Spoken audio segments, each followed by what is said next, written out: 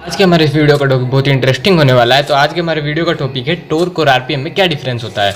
तो सबसे पहले बात कर लेते हैं आरपीएम क्या होता है। जो जनरली सबको पता होता है कि आरपीएम की फुल फॉर्म होती है रोटेशन पर मिनट, पर इसके बारे में किसी ने जानने की कोशिश नहीं की है, मतलब ये होता क्या है। तो इसके बारे में अच्छे से बताऊँगा। टॉर्क के बारे में भी मैं आपको आगे वीडियो में बताने वाला हूँ। तो कई लोग कंफ्यूज हो जाते हैं, जैसे कि हमारा मोटर का जो आरपीएम होता है, दो केस होते हैं इसमें, एक मोटर का केस होता है और एक बाइक का केस होता है। तो इन दोनों केसों में ना आरपीएम का रोल अलग अलग है। लोग सोचते हैं जो मोटर है चल उसका तो मान लेते हैं कि हाँ जो घूम रही है तो वो तो आरपीएम है, पर जो बाइक होती है ना, जो उसमें पहिया घूम रहा है, वो आरपीएम नहीं होता है। उसके बारे में आपको बताऊंगा, ठीक है। तो सबसे पहले बात कर लेते हैं जो मोटर होती है उसमें आरपीएम होता क्या है। तो चलिए देखते हैं। जो हमारा मोटर लिए यहाँ पे, ये हमारी मोटर है जिसके अंदर एक रोटर होता है। जो रोटर होता है वो हमारा जब वो घूमता है, मतलब वो 1 मिनट में जितनी बार घूमता है, इसमें क्या लिखा है रोटेशन पर मिनट, मतलब 1 मिनट की रोटेशन को ये काउंट करता है। तो मैं इसको टेक्स्ट के समझ से देखो, मान लीजिए ये हमारा मोटर का रोटर है, ठीक है। ये ऐसे है, मान लीजिए अगर ये इसको हम सप्लाई देंगे, मान लीजिए हमने यहाँ से सप्लाई दी इसको, तो ये घूमेगा, यहाँ से घूम के यहाँ से घूम के यहाँ से घूम के इसी तरफ उल्टा आ जाएगा। तो ये हमारा क्या हुआ, एक रोटेशन हुई, मतलब इसकी 1 आरपीएम।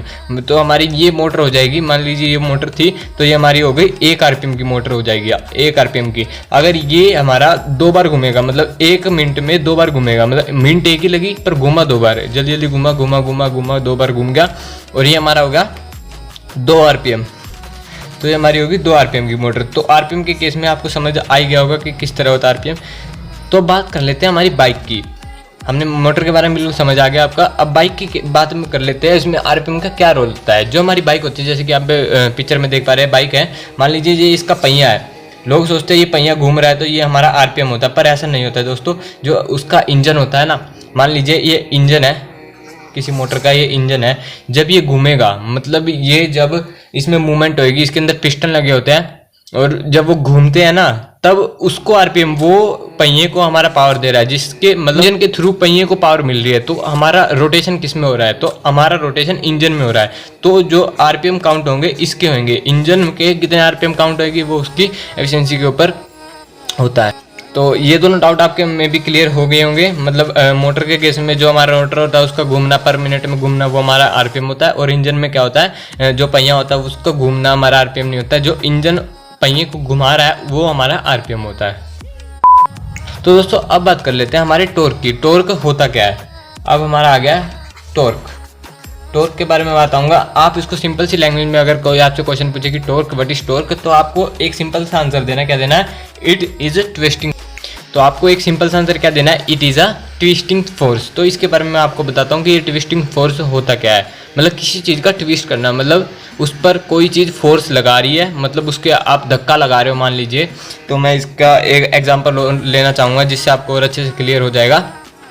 तो मान लीजिए मैंने यहाँ पे ये आदमी है, यहाँ पे एक आदमी है, और यहाँ पे एक बॉक्स है, ये हमारा बॉक्स है, बॉक्स, ठीक है। और ये यहाँ पे इसको धक्का लगा रहा है, मतलब सीधा धक्का लगा रहा है। तो ये हमारा इस तरफ यूं धक्का लगा रहा है, यूं सीधा, ये यहाँ पे फोर्स लग गया, इसका यहाँ फोर्स लगा। तो ये जो इस आदमी ने यहाँ पे धक्का लगाया, तो इसको हम बोलते हैं लीनियर मोशन। मतलब एक ही स्थिर, मतलब एक ही स्थान से, मतलब यूं करा इसने, यहाँ खड़ा था तो इसने बस यूं करा सीधा, मतलब लीनियर मोशन, एक तरफ इसने इसको पुश करा, तो इसको बोलते हैं हम लीनियर मोशन, ठीक है। इसको हम क्या बोलते हैं, लीनियर मोशन। तो लीनियर मोशन मतलब इस लीनियर मोशन का मतलब होता है फोर्स लगा इसका। मेनली क्या हुआ, इसका फोर्स लगा।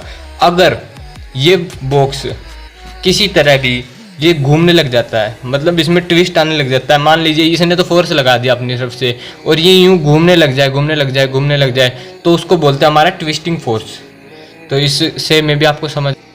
तो मैंने बताया आपको जो फोर्स होता है वो हमारा होता है लीनियर मोशन। जैसे कि मैंने यहाँ पे लिखा है, ये जो फोर्स होता है वो हमारा होता है लीनियर मोशन, ठीक है। एक ही स्थिर दिशा में वो चीज़ पुश कर रहा है कोई बंदा। और टॉर्क क्या होता है, हमारा टॉर्क होता है हमारा रोटेशन मोशन। रोटेशन मतलब कोई चीज़ है उस पर फोर्स लगा रहे हैं तो वो घूम रही है। यही केस हमारा मोटर में होता है। मतलब मान लीजिए एक मोटर है, उस पर हमने बिजली दी, मतलब उस पर टॉर्क लगेगा, मतलब उस पर बिजली आएगी तो वो घूमने की कोशिश करेगा। मतलब प्रेशर तो लग ही रहा है, वहाँ आदमी नहीं है पर करंट तो उसको प्रेशर दे ही रहा है, जिससे क्या करेगा, वो ट्विस्ट करेगा, मतलब घूमेगा, और उस पर फोर्स भी लग रहा है। ट्विस्टिंग फोर्स के कारण वो चीज़ रोटेट हो रही है, घूम रही है, मतलब ट्विस्टिंग फोर्स उसके ऊपर लग रहा है कंटिन्यूसली।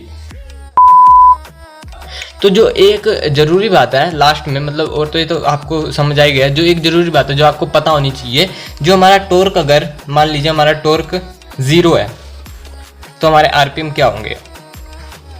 अगर हमारा टॉर्क 0 है, टॉर्क का मैंने क्या बताया, मतलब कोई चीज़ घूम रही है, उस पर प्रेशर लग रहा है तो वो घूम रही है, तो उस पर टॉर्क लग रहा है, अगर वो घूमेगी नहीं तो आरपीएम तो उसमें 0 ही हो जाएंगे।